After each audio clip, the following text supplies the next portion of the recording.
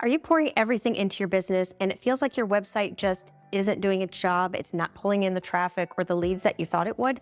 Without the right SEO strategy, you risk staying stuck and losing your potential clients to competitors. I'm going to share with you 4 free and simple ways to drive more leads to your website without overwhelming yourself and without wasting your time. Because goodness knows we would rather be doing anything else than marketing our business. Welcome to the Small Business Sweet Spot.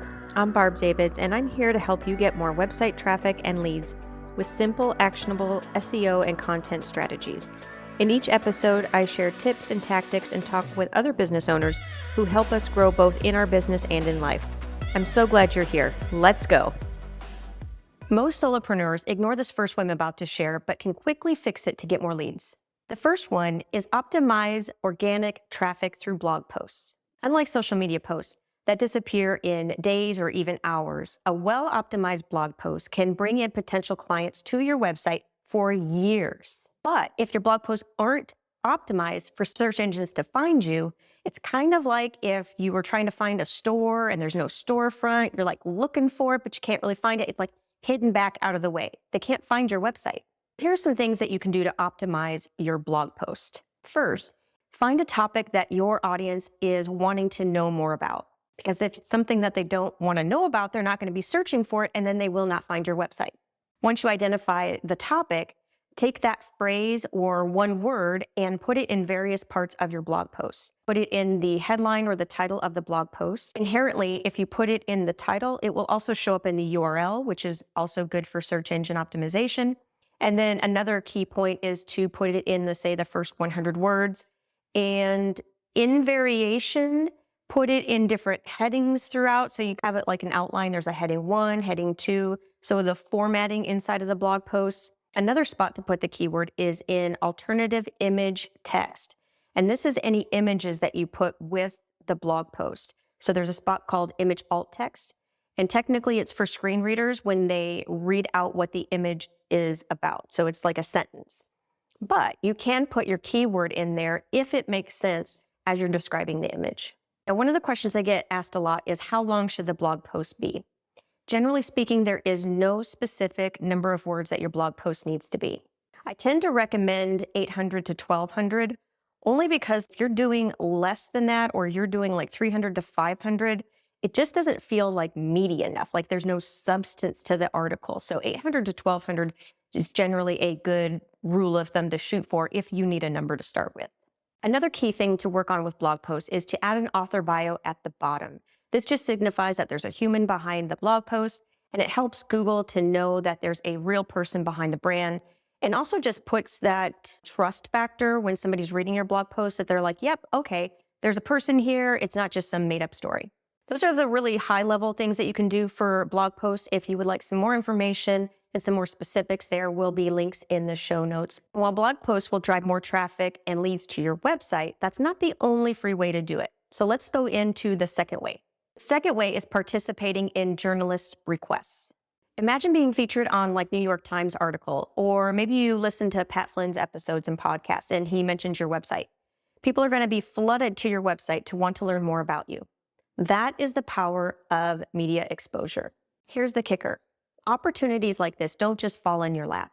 If you're not actively putting yourself out there, you are missing the chance to get seen by hundreds, even thousands of visitors, possible leads.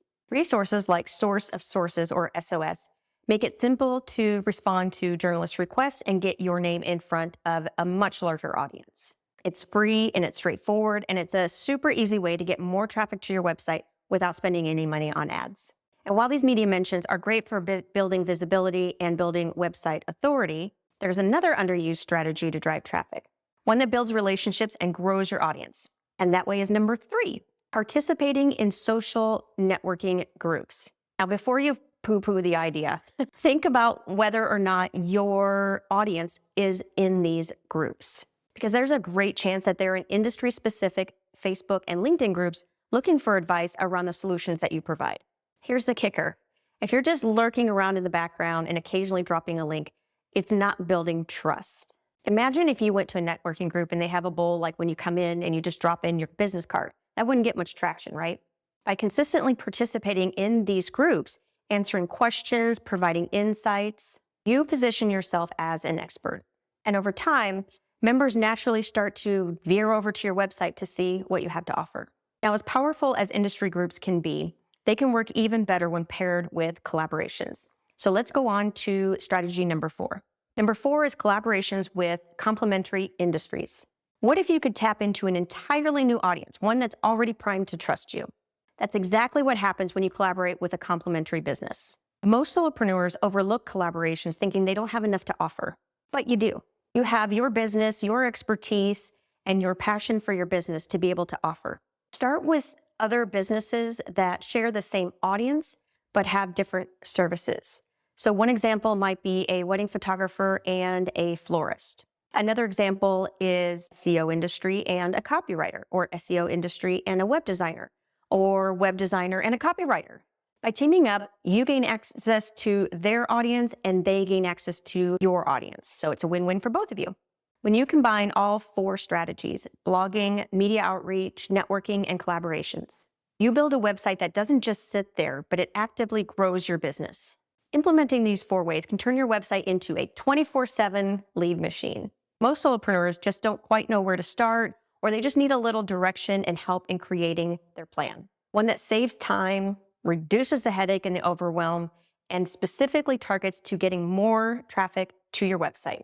And that's exactly what the SEO Power Plan helps you do, where I'll help you directly to optimize your website, attract leads, and grow your business without the overwhelm.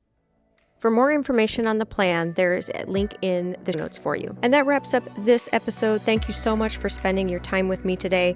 Stay tuned for more episodes to help your business thrive online. I'll see you in the next sweet spot. High five. Thank you for sticking around. I hope you enjoyed the episode. If you're looking for SEO and content marketing help, you can find all kinds of information at compassdigitalstrategies.com. And if you like the episode, please tell a friend. Cheers.